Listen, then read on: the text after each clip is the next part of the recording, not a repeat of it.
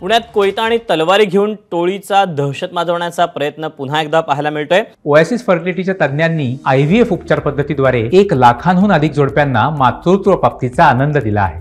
मोफत appointment book करण्यासाठी आजच संपर्क साधा। हडपसरमध्ये मध्यरात्री अज्ञात टोळक्यानं बस पेटवून दिले। 4 ते 5 जणांनी टेम्पो ट्रॅव्हल्सवर पेट्रोल टाकलं आणि आग लावली।